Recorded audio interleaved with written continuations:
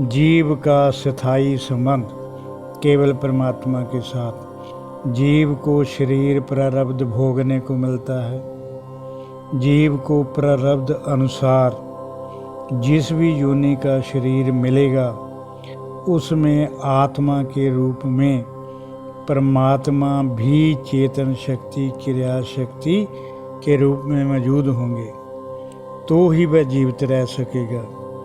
जीव शरीर के साथ जन्म लेगा परंतु शरीर के साथ मरेगा नहीं।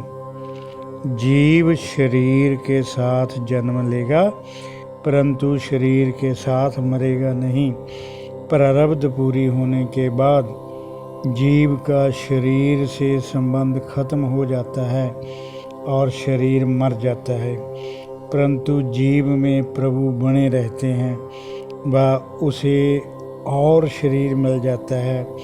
जीव में जीवात्मा के रूप में भगवान बने रहते हैं, तो ही जीव को अगली योनि मिलेगी। जब तक जीव को शरीर नहीं मिलता तब तक वह सूक्ष्म शरीर के रूप में ब्रह्मांड में घूमता रहता है और वक्त आने पर भगवान उसे दूसरा शरीर देते हैं।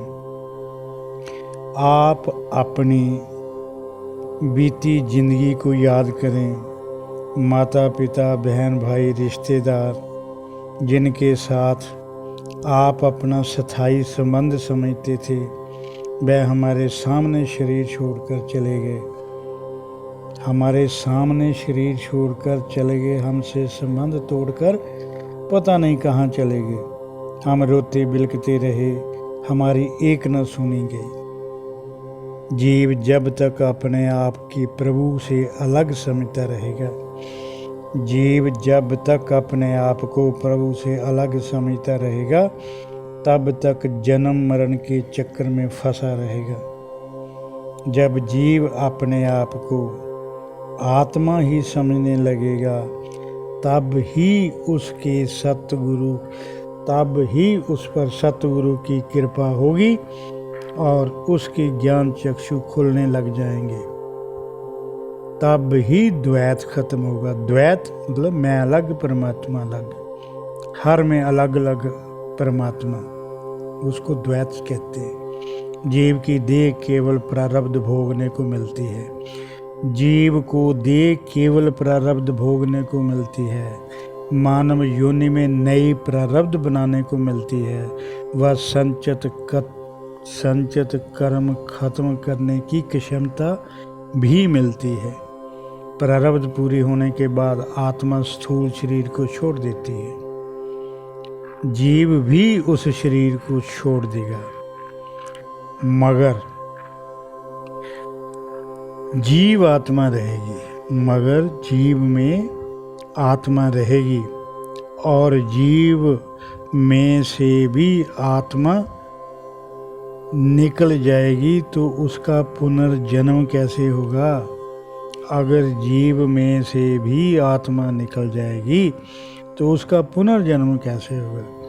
जब तक संचित कर्मों का हिसाब किताब पूरा नहीं हो जाता जीव तब तक मरण जन्म के चक्कर में फंसा रहेगा। जब हम कर्तापन के अहंकार के साथ अच्छा या बुरा कर्म करते हैं तब उन कर्मों के अनुसार हमारी अच्छी या बुरी प्रारब्ध बनती है। अगर हम निस्वार्थ भाव से कर्म करेंगे, कर्तापन के अहंकार से रहित होकर कर्म करेंगे तो प्रारब्ध नहीं बनती। अगर हम जप तप निस्वार्थ भाव से करते रहें तो उससे हमारे संचित कर्म खत्म हो जाते हैं। जब साधक ब्रह्म ज्ञानी बन जाता है, ब्रह्म में निष्ठ हो जाता है, तब भी संचित कर्म खत्म हो जाते हैं और मरण जन्म का चक्कर खत्म हो जाता है। जीव आत्मा का परमात्मा में विलय हो जाता है शरीर छोड़ने के बाद। इसलिए मानव देह का सदुपयोग करें।